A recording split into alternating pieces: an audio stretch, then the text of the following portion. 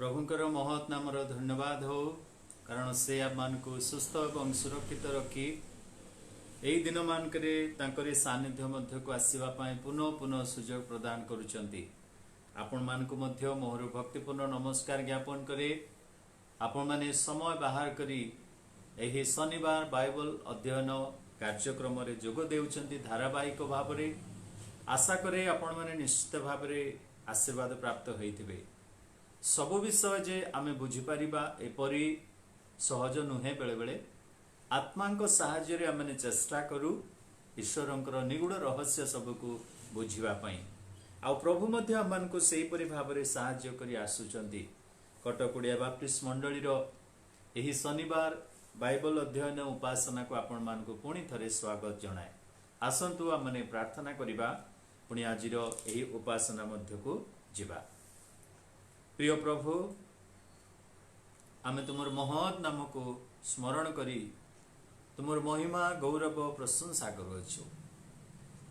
तुम नाम रे जे परित्राण अछि, तुम नाम रे जे मुक्ति अछि, तुम नाम रे जे सुस्थता अछि, तुम नाम रे स्वर्ग पृथ्वी समग्र सृष्टिर अधिकार अछि। सेतपा आमे धन्यवाद दउछु। प्रिय प्रभु एते बळे प्रार्थना करुछु तुमर आशीर्वाद हस्त आमान को ऊपर रखिलो। दिन सारा तुम आमान सहित रही एही संध्या समय रे तुम पाद तल को आसीबा को दिलो। वाक्य दे तुम कथा कहिबा परमेश्वर। प्रकाशित पुस्तक तार 14 अध्याय 14 पद रु 20 पद पर्यंत आमने आज चिंता करिबु। प्रभु तुम आशीर्वाद करो। रहस्य तुम हाथ रे तुम पाखरे, तेणु आत्मा द्वारा मान को सरल रे बुझिबा को साहाय्य करो। पुणी मध्य प्रभु आमने प्रार्थना करुछु जो माने असुस्थ अवस्था रे बसी देखुचंती, हॉस्पिटल बेड रे रही देखुचंती, से मान को प्रथमे सुस्थता दियो।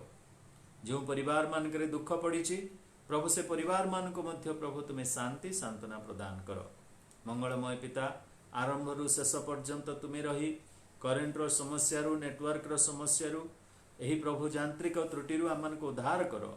मते लुचा हो जा तुम्हें ठिया हे कथा कहो यीशुंक नाम रे मागोछु आमेन। आशा करे आपण माने एही प्रकाशित पुस्तक को फॉलो करूचंती। अनेक विषय संदेह रे आसी पारे, बुझिबार कष्ट हेई पारे, कारण मु स्पष्ट नुहे आपण मान को सेते परिमाण रे बुझेई पारु नाही। तथापि प्रार्थना करंतु प्रभु जेपरि आमान को साहाय्य करिवे। प्रकाशित पुस्तक तार 10 अध्याय रु 14 अध्याय पर्यंत यह एक विशेष अंश। वर्तमान प्रकाशित पुस्तक अनुसार 7 वर्षर क्लेश आरंभ हो सारी। 3-4 अध्याय रे मंडली ऊर्ध्व को नीत हो सारी। मंडली वर्तमान प्रकाशित पुस्तक अनुसार जगत मध्य नाही। 10 पर्व रु 14 पर्व पर्यंत एक विरामर समय। प्रथम 3.5 वर्षर क्लेश शेष होईची। वर्तमान शेष 3.5 वर्षर क्लेश आरंभ हेबाकु जाउची। सेही क्लेश सेते बेले आरंभ हेबो जेते बेले कि 7 गोटी क्रोधर पात्र जगत मध्य ढळा जिवो। परमेश्वरंकर क्रोधर पात्र 7 गोटी पात्र ढळा जिवो। प्रिय बंधु माने सेही क्रोधर पात्र ढळा जिबा पूर्वरु ही जगत आज एपरि एक संकट मध्य दे जाउची ताकू वर्णना करिबा आम मान पक्षरे सहज नुहे। तेबे एही परि क्रोधर पात्र जहा प्रभु संचय करी रखिचंती तार समय आसुची जगत उपरे ढाळिबा पाए। तेबे चिंता करंतु कि प्रकार असह्य क्लेश हेइथिबो। तेणु करी बाइबल रे ताकू महाक्लेश बोली कुहागला। साधारण क्लेश नुह, महाक्लेश। इंग्राजी रे द ग्रेट जाकोबाइट ट्रबल बोली कुहागला। जाकोबर क्लेश बा इस्राएलर क्लेश पुणी ताकू महाक्लेश बोली कुहा जाउछि। तेबे हमने 14 अध्याय रे देखु 3 गोटी विशेष विषय ए स्थान रे हमने देखु। प्रथम स्थान रे 1 पद रु 5 पद मध्य रे प्रभु जीशु ख्रीष्टंकर सहित सियोन पर्वत रे विजयी साधुगण 1,44,000 विजयी साधुगण प्रभु जीशु ख्रीष्टंकर सहित से माने सियोन पर्वत ठिया होइछन्ति। बाइबलिक भाषा दंडायमान बोली लेखा अछि। ताहा गोटे बड़ अपूर्व सुजोग प्रभु जीशुंक सहित ठिया हेबा आउ सारा पृथ्वीर आखि आम उपरे पड़िबा केड़े सौभाग्यर विषय। आज आम बड़ नेता नेत्री मानकर सहित ठिया हेले चारि लोक देखंतु बोली से फोटो को आम केते देखाओ, किंतु मेष शावकंकर सहित दंडायमान हेबार सुजोग साधु मानकर रहिछि। तापरे आमने देखु जे 6 पदरु 13 पद पर्यंत से 14 अध्यायर 6 पदरु 13 पद सेथिरे 3 दूतंकर सुसंवाद जगत मध्य को घोषणा करा जाउछि, जहा कि हमने गत शनिवार दिन आलोचना करिथिलु। आज 14 पदरु 20 पद मध्य रे आमने एई विषय आलोचना करिवा जे शस्य अमल करिवार समय बा पृथ्वी को अमल करिवार समय, हार्वेस्ट टाइम अमल। तेणु आज चिंतार विषय है शस्य अमल। 14 पदरु 20 पद पर्यंत एही अंश मध्य आशा करे आपण माने पढ़ी थिबे बोली एही अंश मध्य आपण माने देखिबे 2 प्रकारर अमल लेखा अछि। गोटे हैला शस्यर अमल आउ गोटे हैला द्राक्षार अमल। से शस्यर अमल हेउ कि द्राक्षार अमल हेउ, एई अमल विषय ईश्वरंकर वाक्य रे ईश्वरंकर विचार को बुझाए। अमल करिबा ईश्वरंकर विचार को बुझाए। किंतु आउ गोटे अर्थ मध्य रहिछि। जदि आमने जहन लिखित सुसमाचार तार 4 अध्याय पुणी जदि 34 रु 38 पद पर्यंत पढ़िबा, हजा आत्मा मानंकु ख्रीष्टंक निमंते लाभ करिबा मध्य गोटे अमल सहित तुलना करा जाई अछि। 34 पदरु 38 पद पर्यंत सबु पढ़िया पई समय नाही, किंतु म अल्प किछि पढ़िबी। जीसु सेमान को कहिले मोहर प्रेरणकर्ता को इच्छा साधन करिबा ओ ताहांकर कार्य समाप्त करिबा एहा ही मोहर खाद्य। शस्य काटिबा को आहुरी 4 मास अछि। एहा कि तुमे माने कहूना हो, देखो मु तुम मानंकु कहूअछि क्षेत्र गुड़िक प्रति दृष्टिपात कर, से सबु कटा जीवा निमंते पाची गलानी। शस्य अमल हजा आत्मा मानंकु ख्रीष्टंक निमंते लाभ करिबा कथा को मध्य सूचाए। तेबे एई स्थान रे अमल ख्रीष्टंकर विचार दिन को बुझाए। माथ्यू लिखित सुसमाचार तार जदि आपण 13 अध्याय पढ़िबे, जदि 24 पदरु 30 पद पर्यंत पढ़िबे, सेथिरे आपण माने देखिबे जे अमल करिबा समय को आउ प्रभु जीशुंकर विचारर समय सहित तुलना करा जायछि। जेउथिरे कि आमने गोटे दृष्टांत देखु, बाळुंगार दृष्टांत आउ गहमर दृष्टांत। जेउ दृष्टांत रे कि प्रभु ए प्रकार को सुंदर भाव रे स्वर्ग राज्य विषय वर्णना करूचंती।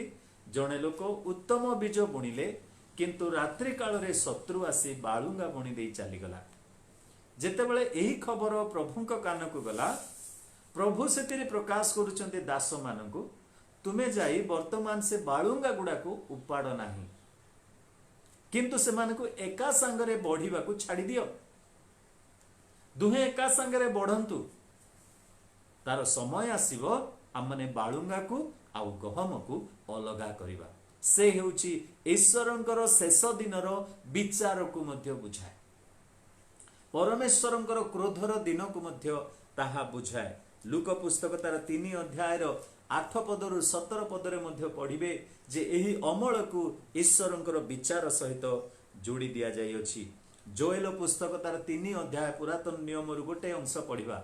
जोएल पुस्तक तार 3 अध्यायर 13 पद जदि आपण पढ़िबे, एथिरे लेखा अछि, तुम्हे माने दा लगाओ कारण शस्य पाची अछि, तुम्हे माने आसी दलन करो कारण द्राक्षा जंत्र पूर्ण होई अछि, कुंड सबु उछुली पड़ु अछि कारण से मानकर दुष्टता बड़। एथिरे शस्य द्राक्षा जंत्र, गहम कथा लेखा जाउची, बीज कथा लेखा जाउची, ता सहित द्राक्षा जंत्र कथा मध्य बा द्राक्षा कथा मध्य लेखा जाउची।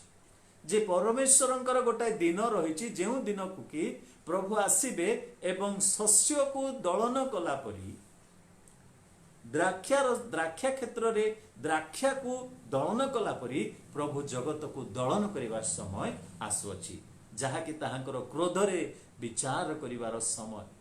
आज अनेक एही महामारी कारण सकाशु आमने भाबु जे बोधे परमेश्वरंकर विचार परमेश्वरंकर द्वारा प्रेरित क्लेशर समय उपस्थित हैला आरंभ हैला बोली ना। यह केवल गोटे झलक मात्र, यह केवल गोटे प्रीव्यू मात्र, सब किछि नुह। प्रिय बंधु माने एही स्थान रे आमने देखिबा शस्य हेउ कि द्राक्षा हेउ ताहा परमेश्वरंकर विचार को ईश्वरंकर क्रोधर विचार को शेष दिनर विचार को बुझाए।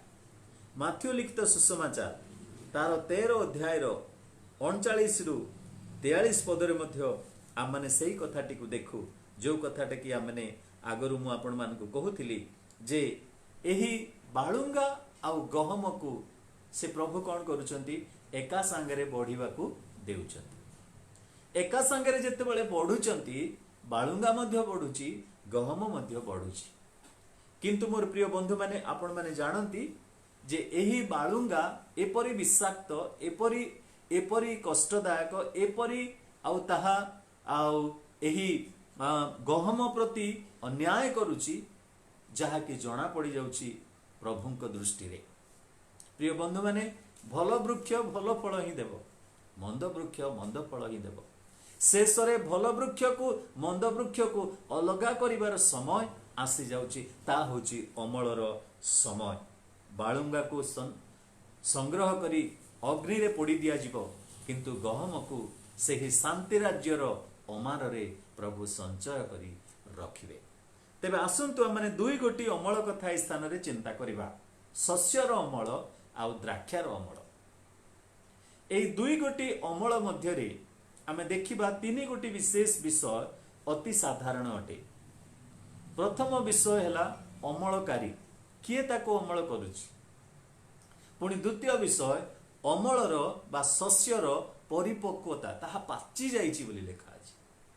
तृतीय रे आपण माने देखिबे जे अमल करिबा पई से क्षिप्रता केडे अर्जेंसी रहिची ताको काटी पकेबा। तेबे आसंतु आमने प्रथमे चिंता करिबा जे एही अमल विषय रे बा शस्यर अमल विषय रे। तेबे आमानक मन रे गोटे प्रश्न उठिबो, शस्य आउ द्राक्षा ए दुई गोटी दर्शन जहन को काहेकि देखिबा को पड़िला? प्रभु काहेकि गोटे विषय को दुई गोटी भिन्न दर्शन माध्यम रे देखाइले? प्रिय बंधु माने ए दुई गोटी विचार विषय रे लिखित हेले मध्य प्रभु दुई गोटी दर्शन जहन को देखिबा को दिले। प्रकाशित पुस्तकर 1 अध्याय रु आपण 22 अध्याय पर्यंत जानतु, जहन केवल पद्मस द्वीप रे दर्शन दर्शन दर्शन आ स्वर्ग रु बाणी सुनुछंती। दूत मान को आसीबार देखुचंती, दूत मान को जीवार देखुचंती, आ अन्य किछि तांको दृष्टि रे पडु नाही। धन्य से निर्वासित जीवन, धन्य से पृथकीकृत जीवन, धन्य से उत्सर्गीकृत जीवन, जे कि सही पद्मस द्वीप रे परमेश्वरंकर सहित एपरि लागी रहिले जे से आ मनुष्य मानकर स्वर सुनिले नाही, ईश्वरंकर स्वर सुनिले, स्वर्गर स्वर सुनिले, स्वर्ग को देखिले, पृथ्वी को देखिले, आसुथिबा समस्त क्लेश को अति स्पष्ट भाव देखिले। बेले बेले प्रिय बंधु माने आमानक जीवन रे मध्य एही परि निर्वासितर समय आमानकर प्रभुंक आड़कू अति घनिष्ठता मध्य को नहीं जाए थाए। तबे प्रभु गोटाए विषय को पुनरावृत्ति करू नाहंती, किंतु आम मानकर उत्तम बुझामणा निमंते से एही दुई गोटी सुंदर सुंदर दर्शन भावरे दृष्टांत भावरे से आम मान को प्रकाश करुछंती। परमेश्वरंकर संकल्प को बुझिबा पई प्रभु जीशु जेपरि दृष्टांत व्यवहार करुथिले, आज पिता परमेश्वर मध्य दुई गोटी दर्शन माध्यम रे आपणार विचार कथा बा अमल कथा प्रकाश करुछंती। तबे प्रथम अमल शस्यर अमल। एई अमलकारी किए किए अमल करिवो? 14 पदरे देखंतु, तत्परे मु दृष्टिपात कली, आउ देख शुभ्रवर्ण खंडे मेघ, तही उपरे मनुष्य पुत्रंक सदृश जणे उपविष्ट, ତାହାଙ୍କ ମସ୍ତକରେ ସୁବର୍ଣ୍ଣ ମୁକୁଟ ଓ ହସ୍ତରେ ସୁତୀକ୍ଷ୍ମ ଦା। ପ୍ରଥମ କଥା ଦେଖନ୍ତୁ, ତତ୍ପରେ ମୁଁ ଦୃଷ୍ଟିପାତ କଲି। ମୁଁ କହୁଥିଲି ଯୋହନ ଏହି ପୁସ୍ତକ ସାରା ସେ ଦୃଷ୍ଟିପାତ କରୁଛନ୍ତି, ଦେଖୁଛନ୍ତି ଉପରକୁ, ସ୍ୱର୍ଗକୁ ଦେଖୁଛନ୍ତି, ସ୍ୱର୍ଗର ସମସ୍ତ ଯୋଜନାକୁ ଦେଖୁଛନ୍ତି। ଆଉ ଦେଖ, ଶୁଭ୍ର ବର୍ଣ୍ଣ ଖଣ୍ଡେ ମେଘ, ତହିଁ ଉପରେ ମନୁଷ୍ୟ ପୁତ୍ରଙ୍କର ସଦୃଶ ଜଣେ ଲୋକ। ଦାନିଏଲ ପୁସ୍ତକ ଯଦି ଆମେ 7 ଅଧ୍ୟାୟ ପଢିବା, ତେବେ ନିଶ୍ଚିତ ଭାବରେ ଏହି ଶୁଭ୍ର ମେଘ ଉପରେ ବସିଥିବା ଲୋକ କିଏ, ତାହା ଦାନିଏଲ ଅତି ସ୍ପଷ୍ଟ ଭାବରେ ପ୍ରକାଶ କରୁଛନ୍ତି। ଦାନିଏଲ ପୁସ୍ତକ ତାର 7 ଅଧ୍ୟାୟ ତାର 13 ଏବଂ 14 ପଦ। ଏଥିରେ ଏ ପ୍ରକାର ଲେଖାଯାଏ, ମୁଁ ରାତ୍ରି କାଳର ଦର୍ଶନରେ ଦେଖିଲି, ଆଉ ଦେଖ, ମନୁଷ୍ୟ ପୁତ୍ର ନ୍ୟାୟ ଏକ ପୁରୁଷ ଆକାଶର ମେଘରେ ଆସିଲେ ଓ ସେ ଅନେକ କାଳର ସେହି ବୃଦ୍ଧଙ୍କ ନିକଟରେ ଉପସ୍ଥିତ ହୁଅନ୍ତେ, ସେମାନେ ତାହାଙ୍କ ଛାମୁକୁ ତାହାଙ୍କୁ ଆଣିଲେ। ରାତ୍ରି କାଳର ଦର୍ଶନରେ ଦାନିଏଲ ଏହି ଛବିଟି ଦେଖୁଛନ୍ତି ଯେ ସେ ଆକାଶର ମେଘରେ ମନୁଷ୍ୟ ପୁତ୍ର ସଦୃଶ ଜଣେ ବ୍ୟକ୍ତି ଆସୁଛନ୍ତି। ସେ ହେଉଛନ୍ତି କିଏ? ନା ନିଶ୍ଚିତ ଭାବରେ ସେ ହେଉଛନ୍ତି ପ୍ରଭୁ ଯୀଶୁ ଖ୍ରୀଷ୍ଟ। କାରଣ ଏହି ପ୍ରଭୁ ଯୀଶୁ ଖ୍ରୀଷ୍ଟ ମେଘ ରଥରେ, ମେଘରେ ଗଲେ, ମେଘରେ ଆସିବେ, ମେଘ ଦେଇ ତାଙ୍କ ପିତା କଥା କହିଲେ, ମେଘ ତାଙ୍କ ସହିତ ଅତି ଘନିଷ୍ଠତାର ସହିତ ଜଡ଼ିତ। ମେଘ, ଶୁଭ୍ର ମେଘ, ଯାହାକି ପରମେଶ୍ୱରଙ୍କର ମହିମାକୁ, ପରମେଶ୍ୱରଙ୍କର ପବିତ୍ରତାକୁ, ପରମେଶ୍ୱରଙ୍କର ଗୌରବକୁ ବୁଝାଏ, ଯେଉଁଥିରେ କି କୌଣସି ଦାଗ ନାହିଁ। ଏପରି ଗୋଟେ ମେଘର ସହିତ ପ୍ରଭୁ ଯୀଶୁ ଖ୍ରୀଷ୍ଟ ଆସୁଛନ୍ତି। ମାଥ୍ୟୁ ପୁସ୍ତକ ତାର 13 ଅଧ୍ୟାୟରେ ସେ ବୁଣାଳି ଭାବରେ ଆମମାନଙ୍କୁ ଦୃଷ୍ଟାନ୍ତ ମାଧ୍ୟମରେ କଥା କହିଲେ ଯେ ବୀଜ ବୁଣିବାକୁ ଗଲା, ସେ ବୁଣୁଛି, ସେ ବୁଣାଳି ମଧ୍ୟ, ସେ ବୁଣାଳି କାହାକୁ ଆମେ କହୁ? ନା ପ୍ରଭୁ ଯୀଶୁ ଖ୍ରୀଷ୍ଟଙ୍କୁ କହୁ। କିନ୍ତୁ ଏହି ସ୍ଥାନରେ ଆଉ ସେ ବୀଜ ବୁଣୁ ନାହାନ୍ତି, କିନ୍ତୁ ସେ ଦା ଲଗେଇ କାଟିବା ପାଇଁ ଆସିଛନ୍ତି। ଏହା ଅନୁଗ୍ରହର ଯୁଗ ନୁହଁ, ଏହା ବର୍ତ୍ତମାନ କଟା ଖାଇବାର ଯୁଗ ଅଟେ। ଏହା ଅନୁଗ୍ରହର ସମୟ ନୁହଁ ଯେ ଖାଲି ବୀଜ ବୁଣି ଚାଲିଥିବ, କିନ୍ତୁ କ୍ଲେଶର ସମୟ ହେଲା ଦା କଟା ହେବାର ବା ଦା ଲାଗିବାର ସମୟ। ମୂଳରେ କୁରାଡ଼ି ଲାଗି ଅଛି, ଯାହା ଆଉ କୁରାଡ଼ି ଲାଗି ରହିନଥିବ ତାହା ହାଣିବାକୁ ଆରମ୍ଭ କରିବ। ଏଥିରେ କାହିଁକି ଏମିତି ଲେଖାଗଲା ଯେ ମନୁଷ୍ୟ ପୁତ୍ରଙ୍କ ସଦୃଶ ଜଣେ? କାହିଁକି ମନୁଷ୍ୟ ପୁତ୍ର ବୋଲି ଲେଖାଗଲା ନାହିଁ? ହେଇଥାଇପାରେ ପ୍ରଭୁ ପରମେଶ୍ୱର ଏହି ଉକ୍ତିଟିକୁ ଏଥିପାଇଁ ବ୍ୟବହାର କଲେ ଯେ ପ୍ରକାଶିତ ପୁସ୍ତକ ଯଦି ଆମେ ତାର ପ୍ରଥମ ଅଧ୍ୟାୟର 13 ପଦରେ ଦେଖିବା, ସେଥିରେ ମଧ୍ୟ ଏହି ପ୍ରକାର ବିଷୟରେ ଲେଖା ଅଛି ଯେ ପୁଣି ସେହି ପ୍ରଦୀପ ଗୁଡ଼ିକର ମଧ୍ୟସ୍ଥଳରେ ମନୁଷ୍ୟ ପୁତ୍ରଙ୍କର ସଦୃଶ। ପ୍ରଭୁ ପରମେଶ୍ୱର ଏହି ବିଷୟଟିକୁ ପୁଣି ଥରେ ପୁନରାବୃତ୍ତି କରିଦେଉଛନ୍ତି, ସୂଚେଇ ଦେବାକୁ ଚାହୁଁଛନ୍ତି ଯେ ସେ 1 ଅଧ୍ୟାୟରେ କାହାର ଦର୍ଶନ ଦେଖିଲେ? ଯୋହନ ପ୍ରଭୁ ଯୀଶୁ ଖ୍ରୀଷ୍ଟଙ୍କର। ମନୁଷ୍ୟ ପୁତ୍ରଙ୍କ ସଦୃଶ ସେ କଣ କରିଛନ୍ତି? ଆସି ବସିଛନ୍ତି। ପ୍ରିୟ ବନ୍ଧୁମାନେ, ଏହି ମନୁଷ୍ୟ ପୁତ୍ର ଶବ୍ଦଟି ପ୍ରଥମେ ସେହି ସମୟରେ ବ୍ୟବହାର ହେଲା ମାଥ୍ୟୁ ଲିଖିତ ସୁସମାଚାର ତାର 8 ଅଧ୍ୟାୟର 20 ପଦରେ। ସେଇଥିରେ କଣ ବୋଲି ମନୁଷ୍ୟ ପୁତ୍ର ଶବ୍ଦଟି ଲେଖାଗଲା ଯେ ଦେଖ, ଆକାଶର ଉଡ଼ନ୍ତା ପକ୍ଷୀ ମାନଙ୍କର ବସା ଅଛି, କୋକିଶିଆଳିର ଗାତ ଅଛି, କିନ୍ତୁ ମନୁଷ୍ୟ ପୁତ୍ରଙ୍କର ମୁଣ୍ଡ ଗୁଞ୍ଜିବାର ସ୍ଥାନ ନାହିଁ ବୋଲି ଲେଖାଗଲା। ଦୀନତାକୁ ବୁଝାଏ, ତାଙ୍କର ଦରିଦ୍ରତାକୁ ବୁଝାଏ, ତାଙ୍କର ନମ୍ରତାକୁ ବୁଝାଏ।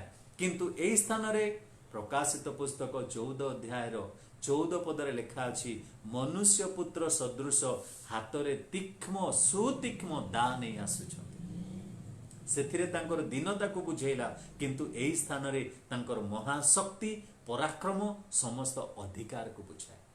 ବାସ୍ତବରେ ପ୍ରିୟ ବନ୍ଧୁମାନେ, ପ୍ରଭୁ ଯୀଶୁ ଖ୍ରୀଷ୍ଟ ଯେତେବେଳେ ଏହି ଜଗତ ମଧ୍ୟକୁ ଆସିଲେ ଅତି ନମ୍ରରେ ଆସିଲେ, କିନ୍ତୁ ଯେତେବେଳେ ଦ୍ୱିତୀୟ ଆଗମନ କରିବେ ସେତେବେଳେ ପ୍ରଭୁ ଯୀଶୁ ଖ୍ରୀଷ୍ଟ ସେ ମହାପରାକ୍ରମୀ ରାଜା ମାନଙ୍କର ରାଜା ଭାବରେ ଆସିବେ। ପ୍ରଭୁ ଯୀଶୁ ଖ୍ରୀଷ୍ଟ ପ୍ରଥମ ଆଗମନରେ ଜଣେ ଲୋକ ଆସିଲେ, ଛୋଟ ଶିଶୁଟିଏ ହେଇକି ଆସିଲେ, କିନ୍ତୁ ଦ୍ୱିତୀୟ ଆଗମନରେ ଯେତେବେଳେ ଆସିବେ ସ୍ୱର୍ଗର ସମସ୍ତ ବାହିନୀକୁ ନେଇକରି ଆସିବେ, ତୁରୀ ବାଦ୍ୟରେ ଆସିବେ, ପ୍ରଧାନ ଦୂତଙ୍କର ସ୍ୱରରେ ଆସିବେ। कारण से सेहीपरि महान परमेश्वर अटंती। आउ आमने देखु जे प्रथम आगमन तांकर केमती थिला लूक 19 पर्वर कथा जे से हजी जाइथिबा लोक माननकु खोजी रक्षा करबा को आसिले प्रथम आगमन रे, किंतु द्वितीय आगमन रे हजी जाइथिबा लोक माननकु छुट्टी धरी काटिबा पई आसीबे, आउ से छाड़िबा पई आसीबे ना। से होची प्रथम आगमन आउ द्वितीय आगमन रो भिन्नता। तबे एई स्थान रे हमें देखु से शुभ्र मेघ उपरे बसी आसुछंती।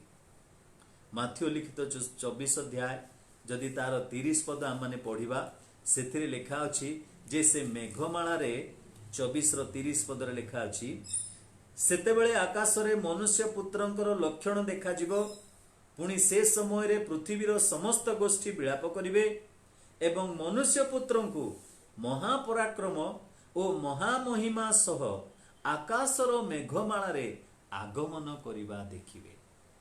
सेहीपरि माथ्यू पुस्तक तार 26 अध्याय तार 64 पद टिके देखंतु। 26 अध्याय तार 64 पद। जीसु तांको कहिले आपण कहि अछंती आहुरी मु आपण मानकु कहूअछि अद्यावधि आपण माने मनुष्य पुत्रंकु पराक्रमर दक्षिण पार्श्व उपविष्ट ओ आकाशर मेघमाला रे आगमन करिबा देखिबे। विचार समय रे प्रभु यीशु ख्रीष्ट एई कथा कहिथिले। तेबे मेघ तांको सहित संपृक्त अटे। एई अमलकारी किए ना से निजे प्रभु यीशु ख्रीष्ट एक दाने से मेघ रथरे बा मेघमाला रे बसी अपेक्षा करिचंती। सेतिकिरे यथेष्ट नुह। 14 पदरे देखंतु ताहांकर मस्तकरे सुवर्ण मुकुट। जो मुकुट शब्दटी एइथारे व्यवहार करा जायछि एहा स्टिफानस बोली गोटे शब्द व्यवहार करा जायछि, डियाडेम नहीं। डियाडेम रो अर्थ हैला एहा राजा मानंकर मुकुट, किंतु स्टिफानस रो अर्थ हैला बा सेही मुकुट हैला जो माने खेल रे जय प्रदान करती, जो माने युद्ध रे जय प्रदान करती से मानकु सेही मुकुट दिया जाए। प्रभु यीशु एही स्थान रे राजा मानक राजा भाबरे बसी नाहंती, किंतु जे कि जगत को जय करी जाइचंती प्रभु तांको सेही मुकुट पिंधेकी अपेक्षा करिचंती। सबु सफा कला परे से आसी शांति राज्य स्थापन करिवे। सेही समय से राजा मानकर राजा हेबे, प्रभु मानकर प्रभु हेबे। पुणी हस्तरे तांकर सुतीक्ष्म दा।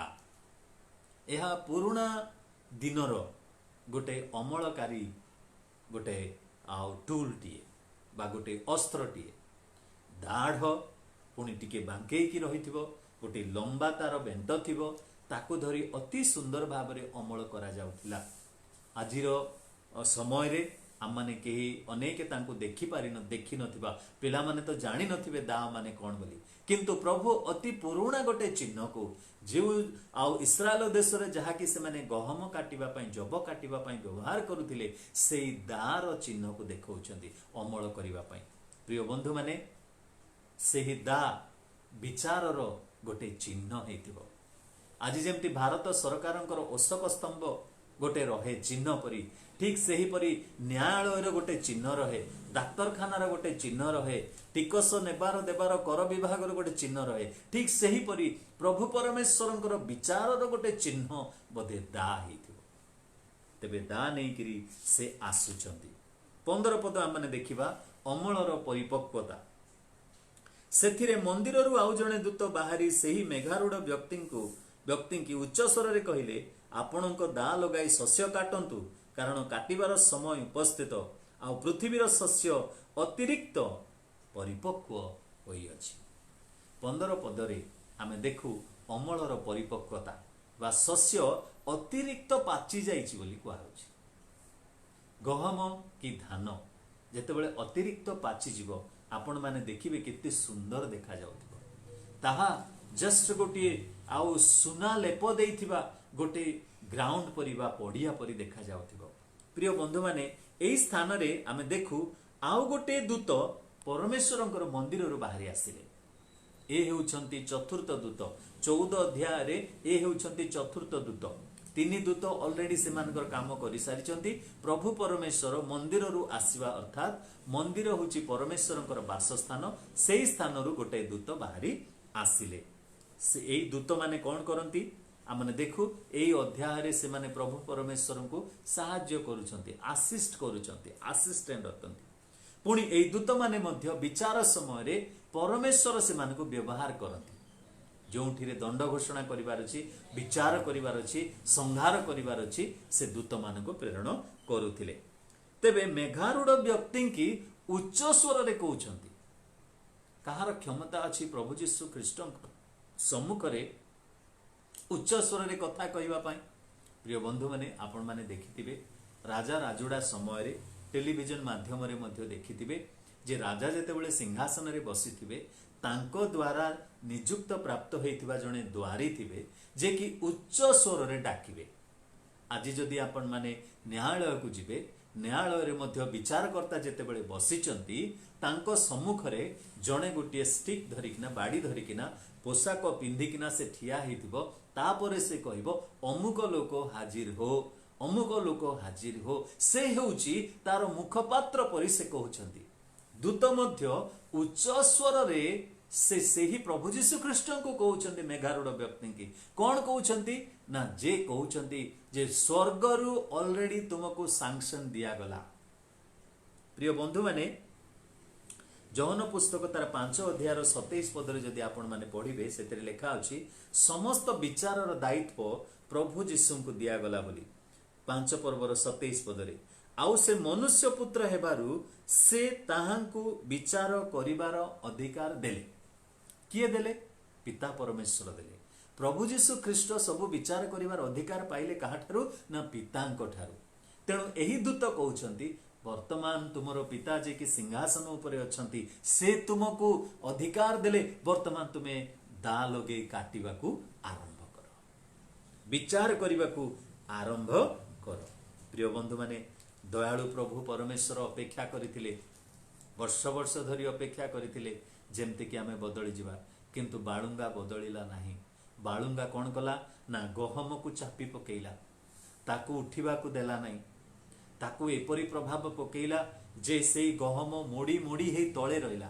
काहाकू बुझाए? आज आमर मंडली को बुझाए, आज आमर परिवार मान को बुझाए, आज आमर ख्रीष्टीय संप्रदाय को बुझाए। कारण प्रभु छाड़ी देइचंती आम मान को जे बाळुंगा बाळुंगा परि ठिया हेछि, आज गहम गहम परि ठिया हेछि। गहम मध्य बेले बेले बाळुंगा द्वारा चापी हे जाउछि। प्रिय बंधु माने किए बाळुंगा किए गहम चिन्हिबा लोक जणे अछंती। आमे चिन्हि पारिबा नाही, जो अवश्य आमे चिन्हिबा जेपरि कि भल गछ भल फल, मंद गछ भल फल कि भल फल। किंतु मोर प्रिय बंधु माने एई बाळुंगा कोन करूछि? अधिक प्रभावशाली गहम को चापी पकाउछि। किंतु गोटे दिन रही, गोटे समय रही, ताको सेपरेट करिबा पई, पृथक करिबा पई बाळुंगा को पृथक करी प्रथमे काटी ताको अग्नि रे पड़ी दिया जिवो, किंतु गहम को अमार रे संचय करा जिवो। से परि गोटे समय आसीछि, वर्तमान ताहा अतिरिक्त परिपक्व काटी दियो। 16 पदरे देखंतु, तहु सेई मेघारूढ़ व्यक्ति पृथ्वी रे आपणा दा लगान्ते सेथिरे शस्य कटागला। 2000 वर्ष धरी साधु माने देखि आसुथिले जे दुष्ट मानकर सफलता, केते कांड करिकि मध्य मंडली रे केडे बड़ लोक से हेछि, केते अन्याय कले मध्य मंडली लोक ताको किछि कहउनांती, केते प्रेम करूछंती, प्रभु को जानिछि कि नहीं, किंतु से केडे बड़ पोजीशन रे अछि। प्रिय बंधु माने साधु माने देखि दुख करुथिले, किंतु समय आसीबो दाटा लागि जिवो, कटा जिवो। कारण प्रभु परमेश्वर वर्तमान मंडली ऊर्ध्व को नीत हेला परे दुष्ट माने जेते बेले कि जगत रे बढ़ुथिबे, सेमानकर दुष्टता बढ़ी जाउथिबा समय रे प्रभु कोन करिवे? एही क्लेशर समय पठे दाह लगे से मानकू काटिबे। तेणु मोर प्रिय बंधु माने काटिला परे तांकर स्थान कोठी ना सेही दंतर किड़िमिड़ी अंधकार स्थान रे कलबल हेबा पाई प्रभु छाड़ी देबे। ए होउची प्रथम शस्यर अमल। द्वितीय शस्य अमल कथा आमने देखिबा, जहा कि द्राक्षार अमल। आमे 17 पदरे पढ़िबा, सेथिरे मध्य जणे अमलकारी अछंती। किए से अमलकारी? तत्परे स्वर्गस्थ मंदिर रु आउ जणे दूत बाहर हेले, ताहांक हस्तरे गोटिए सुतीक्ष्म दा थिला। एथिरे आमने देखु अन्य एक दूत मंदिर रु बाहरी आसिले। ए मंदिर रु बाहरी आसुचंती। ये होउचंती पंचम दूत एई अध्याय मध्यरे जे कि सुतीक्ष्म दा धरी प्रस्तुत हेकि आसीचंती। प्रिय बंधु माने प्रथम दर्शन रे ख्रीष्टंकर हस्तरे आमे दा देखिलु, किंतु वर्तमान गोटे दूतंकर हस्तरे आउ दा अछि। दूत माने विचार निमंते बा माध्यम विचारर माध्यम भाव रे प्रभु से मानको व्यवहार करंती। कारण आमे देखु एही प्रकाशित पुस्तक रे मध्य जे 6 अध्याय रे 4 जण अश्वारोही दूत मानको आमे देखिलु। पुणी सप्तम तुरी जहा फुंकिबार अछि बा ध्वनि करा गला ताहा दूत माने ही फुंकिले। जदि आर्मागेदन रो युद्ध घोषणा करा जिवो सेही दूत माने घोषणा करिवे। शयतान सहित युद्ध करी शयतान को हराइला किए ना दूत माने हराइले। शयतान पशु भंड ख्रीष्ट को बांधिबो किए ना दूत माने बांधिबे। तबे दूत मान को प्रभु तांकर विचार पई व्यवहार मध्य करूचंती। पुरातन नियम रे मध्य दूत मानकर कथा लेखा अछि। 18 पदरे देखंतु, पुणी बेदी निकटरू आउ जणे दूत बाहर हेले। ए होची 6 नंबर रो दूत एही अध्याय मध्य रे। ये काहे आसिले, को स्थान रु आसिले? बेदी निकटरू आसिले। स्वर्ग रे मध्य गोटे बेदी अछि जहा कि आमने देखु 6 अध्याय एवं 9 अध्याय रे लेखा अछि जे सेही बेदी तळे साधु मानकर प्रार्थनार स्वर सुना गला। से साधु माने कौन बोली प्रार्थना करुथिले? प्रभु केते काल आमानकर रक्तर प्रतिशोध नेबा पई तुमे विलंब करिवो। साधु माने जेतेबेले परमेश्वरंकर बेदी तळे प्रार्थना करूचंती, अळी करूचंती, से माने एही प्रार्थना करूचंती आमानकर रक्तर प्रतिशोध केबे निया जिवो? वर्तमान प्रतिशोधर समय। तेणु करी सेही प्रार्थनार उत्तर स्वरूपे एही दूत सेही बेदी तळु आसुचंती। आ से कौन करूचंती? से आसिला परे से अग्नि उपरे क्षमता प्राप्त। एही दूत अग्नि उपरे तांकर क्षमता रही। एक स्पेशल दूत अटंती जे कि अग्नि नहीं आसुचंती। जहांको हस्तरे सुतीक्ष्म दा थिला ताहांको से उच्च स्वर रे डाकी कहिले, तुम्बर सुतीक्ष्म दा लगाओ ओ पृथ्वीर द्राक्षा पेंडा सब संग्रह करो, कारण सेथिरे द्राक्षा फल सब परिपक्व होई अछि। प्रिय बंधु माने एही दूत जनक ईश्वरंकर साधु माने जेतेबेले कि प्रार्थना करुथिले बेदी तळे, ए सेही बेदीरु प्रार्थना को नहीं कौन करुची? से कार्य सफल करिया पई आसुची। आमने जानू जाजक माने जेतेबेले कि प्रार्थना करुथिबे मंदिर मध्य रे समस्त पाप को बहन करी सेही समय रे लोक माने मंदिर रो बाहरे से प्रांगण रे से माने प्रार्थना करुथिबे। जिखरियों को कथा माने जानू जोहन पुस्तक रे जे जिखरियो जेतेबेले कि मंदिर मध्य रे समस्तंकर प्रार्थना नहीं से जाइथिले, जाजकीय कार्य करुथिले, से माने बाहरे लोक माने प्रार्थना करुथिले।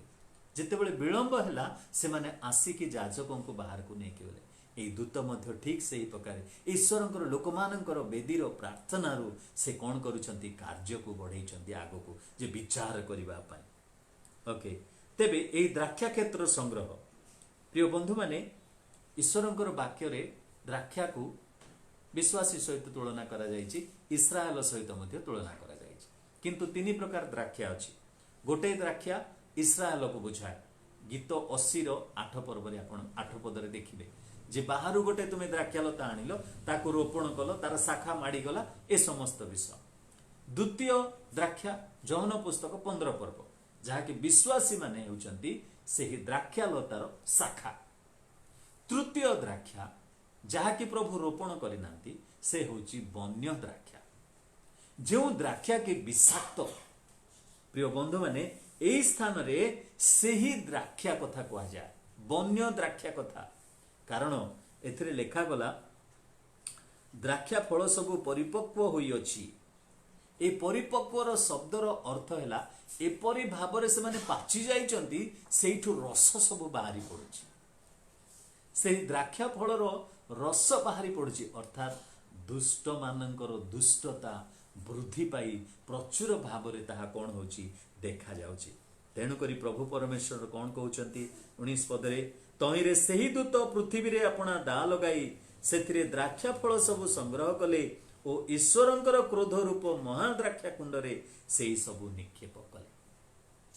सेही दूत एही द्राक्षा को संग्रह करिचंती, वन्य द्राक्षा को जो बन्य द्राक्षा की देखा द्राक्षा परी विश्वासी परी साधु परी किंतु तार दुष्टता प्रभु देखी से ही द्राक्षा को मध्य से दिन काटी क्रोध रूप कुंडरे ताकू निक्षेप करिवे दलन करिवे। 20 पदरे लिखा अछि जेतेबेले से ही द्राक्षा को दलन करागला तार उपरे जेतेबेले विचार करागला तार उपरे जेतेबेले दंड दियागला 20 पदरे नगरर बाहरे से ही द्राक्षा कुंड दलित हैला आउ सेथिरु रक्त बाहर होई अश्व मानक लगाम पर्यंत उठी 100 कोश पर्यंत व्याप्त हैला। प्रिय बंधु माने दानो ठारू बेरसेबा पर्यंत एलसाडन ठारू एदन पर्यंत एहीपरि एक 100 कोशर दूरता मध्य गोटे विशाल भूमि रही जो भूमि की जिहोशाफातंकर भूमि पाखापाखि अटे आउ एई भूमि रे आर्मागेदन युद्ध हेबो जो युद्ध रे कि भंड ख्रीष्ट भंड भाववादी शयतानर समस्त दूत माने असंख्य जनता प्रभु जीशुଙ୍କ विरुद्ध युद्ध करिवे आउ जेतेबेले युद्ध हेबो एपरि तांको द्राक्षा कुंडरे दलन कला परि दलन करा जिवो जे सेही रक्त शह शह कोश पर्यंत बही चलियो। प्रिय बंधु माने आम माने आज निजर जीवन को देखिबा आज तो आम विचार विषय देखिलु शस्य अमल विषय देखिलु किंतु आमर जीवन को देखिबा सप्त क्लेशर पात्र बा क्रोधर पात्र ढला जाए ना तथापि जगत उपरे गोटे महामारी एपरी आतंक करुची जे आमने समस्ते भयभीत तथापि मन फेरण नाही आमे तो गहम सहित मिसिकिरी अछु बढ़ुचु बढ़ुचु द्राक्षालता परी सुंदर द्राक्षालता ईश्वर द्वारा रोपित द्राक्षालता सहित बन्य द्राक्षालता हेले मध्य छंदी हो जाइछु जहा फल रे हमको पृथक करबा लोक केही नाहंती बोली आमे भाबुछु किंतु गोटे समय आसुची मेसरु छाग मानकु बालुंगा गहम को अलगा करिबार समय गोटे आसुची से मेस को छाग को अलगा अलगा करिवे काहाकु दक्षिण पार्श्व काहाकु बाम पार्श्व रखिबे यही कथा मन रखिबार आवश्यक आउ केते दिन माने एपरी कठिन हृदय करी रहिथिबा विचारर समय आसुची सुतीक्ष्म दाह काटिबा पई आसुची वाक्य लिखा अछि परमेश्वरंकर हस्तरे पड़िबा केडे भयंकर विषय बोली आसंतु आमने निज निजर जीवन को परिवर्तन करिबा फेरिबा तेबे जाई आमने आसुथिबा विचाररु उद्धार पाइबा एवं राप्चर हेकिना ईश्वरंकर सहित मध्य आकाशरु स्वर्ग को जिबा। प्रभु आम को आशीर्वाद करंतु आसंता दिन रे आमने 15 अध्याय आरंभ करिबा आपण माने समस्ते पढ़िकिना आसीबे जहा किछि भी प्रश्न आपण माने व्हाट्सएप माध्यम रे मते पठेई परिबे मु चेष्टा करिबी ताकू उत्तर देबा पई। प्रभु आम को प्रत्येक को आशीर्वाद करंतु आमेन। आसंतु प्रार्थना करिबा। प्रेममय प्रभु धन्यवाद दउछु 14 अध्याय को सारिबा पई देलो तुमर आशीर्वाद अनुग्रह एपरि थाउ जेपरि आगामी दिन रे मध्य आम माने तुमर वाक्य को ध्यान करी निगूढ़ रहस्य विषय माने आमने बुझिबो। प्रभु तुम्हें न बुझेइले आमे बुझी पारिबु नाही तुम्हें न पढ़ेइले आमे पढ़ी पारिबु नाही साहाय्य कर दया कर आज मन परिवर्तन करिया पाई गोटे आह्वान तुम्हें देलो प्रभु जेपरि आमर कठिन हृदय को आमने तरळेबु एवं प्रभु बालुंगा परि न होई गहम परि हेबु छाग परि न होई मेष परि हेबु सेति पाई साहाय्य कर बन्य द्राक्षा परि न होई द्राक्षा परि जेपरि हेबु सेति पाई तुमे साहाय्य कर यीशुंक नाम रे मांगुअछु आमेन। तेबेले पिता परमेश्वरंकर असीम प्रेम त्राणकर्ता प्रभु यीशु ख्रीष्टंकर अनुग्रह एवं दया पवित्र आत्मांकर चिरंतन शांति सुमधुर सहभागिता चेतना प्रेरणा सांत्वना आम समस्तंक प्रति संगे रही उपकार करंतु आमेन। धन्यवाद प्रभु आपण मानकु सुस्थ एवं सुरक्षित रखंतु आमेन।